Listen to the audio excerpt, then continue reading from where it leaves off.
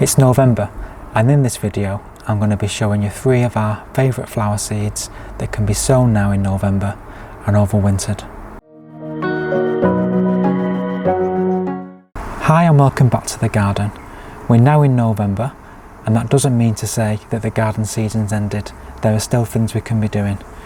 In this video I'm going to be showing you 3 of our favourite seeds that can be sown throughout November, and I'm going to start with the pot marigold. So this one is calendula and the variety is called Nova. So on the back of the packet it says it can be sown in spring but also in autumn, and it does say that up to October. It's only early November, so I'm going to push my luck and I'm going to sow it today, and the seeds will then be placed into our little poly house where it can be overwintered safely and out of risk of any frosty conditions. So I'm going to start with this one.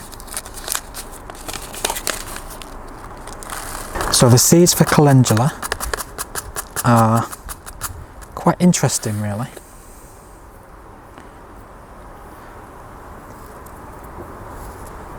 They look a bit like dried up tiny little worms. Fascinating shape. So what I'm going to do is just sprinkle a good selection of those over the top of this surface of compost. And this is just a multi-purpose compost that I'm using.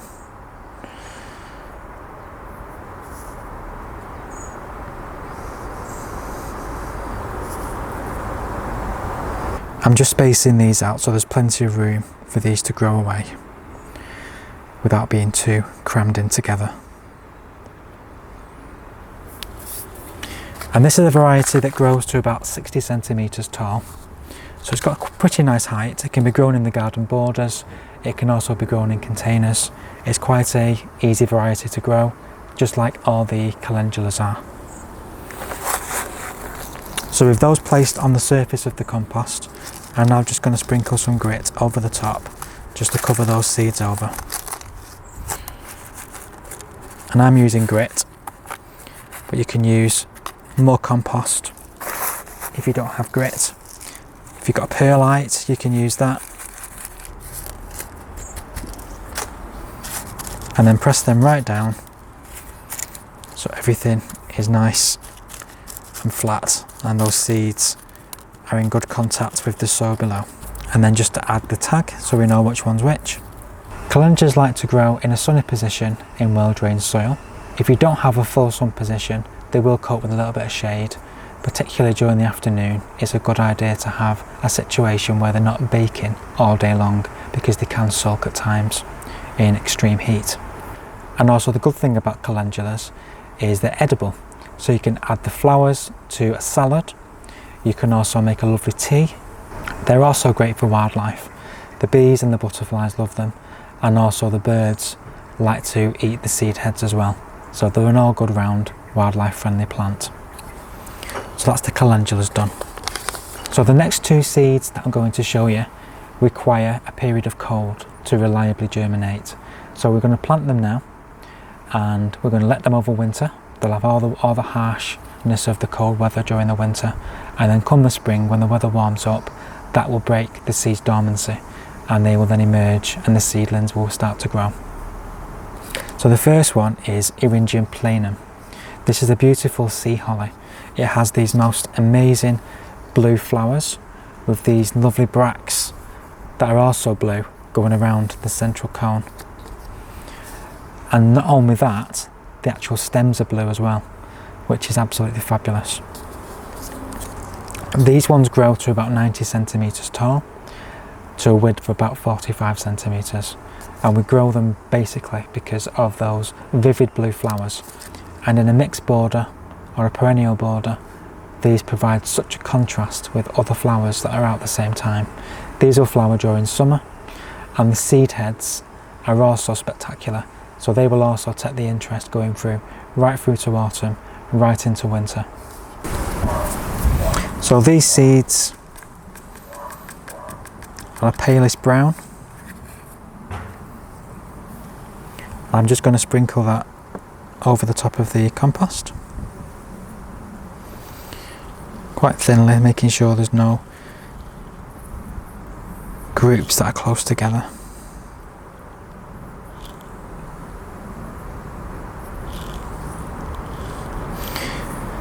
And these plants really benefit from being in lovely dry soil. They cope with drought very well. Give them a sunny position in a dry soil and they'll be very happy. They also tolerate poor soil, so if you're growing on very poor soil, these are also the plant to grow. So I'm just going to cover these over with grit. And these again are wonderful for wildlife. The bees literally just adore these plants.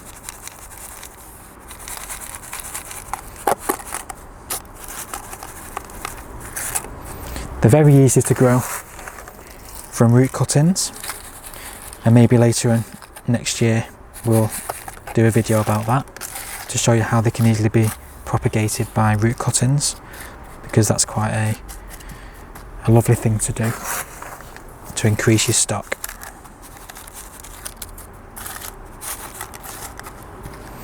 I'm just pressing those down to make sure they have good contact. Place the label.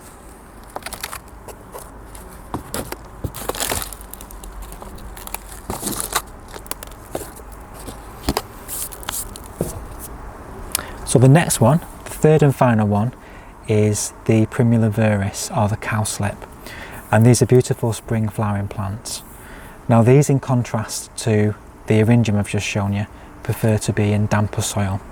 If you give them dry soil, they are going to sulk when the sun's beaming and it's really dry. They really do like a bit of moisture. So with these ones, it's the same thing as the Eryngium. They are going to need a period of cold. So I'm going to sow them now, and these can overwinter, and they'll germinate in the spring once that weather starts to get a little bit warmer.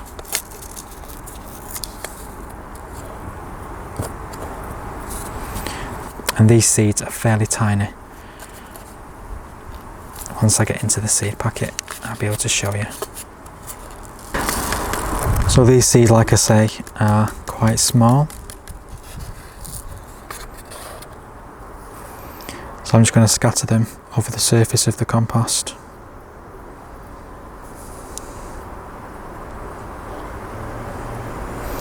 And this species of Primula has beautiful nodding tubular flowers that are actually quite fragrant. So you have the added bonus of a lovely nice smell as well. I'm just going to cover them over with grit.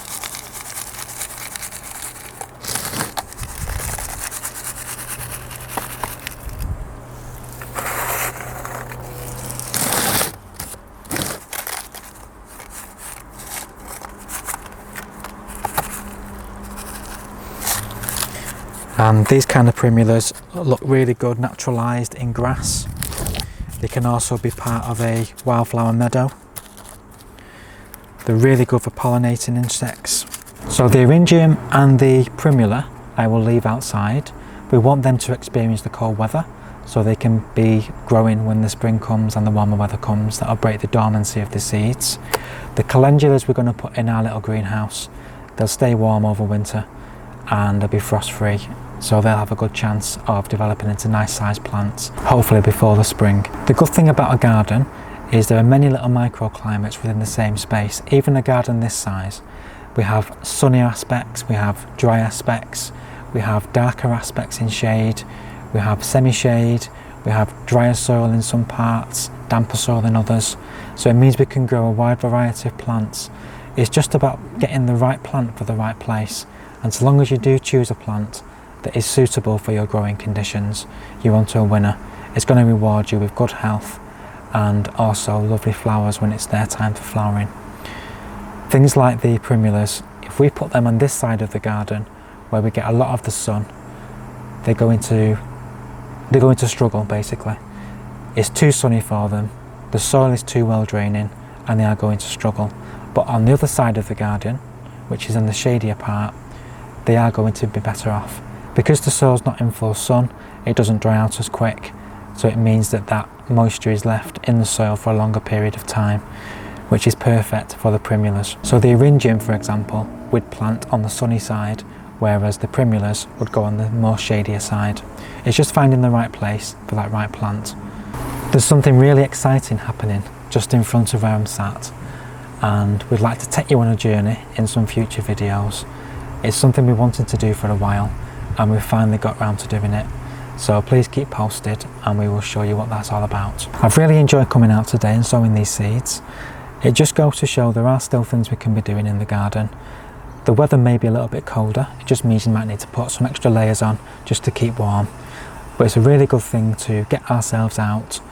It's getting darker now in the evenings, so if you've got time during the day, particularly at weekends, it's a really good time to be enjoying the garden while the weather's still not too bad. So please enjoy it and have some good gardening time. Thank you very much for watching. Please give us a thumbs up. If you've not already subscribed, please consider subscribing to the channel, where you'd see lots more of these types of videos where we're showing you how to sow things and all the things that we're doing in the garden throughout the year. Please leave any comments you have down below in the box, and please have a great day, and we will see you on the next one.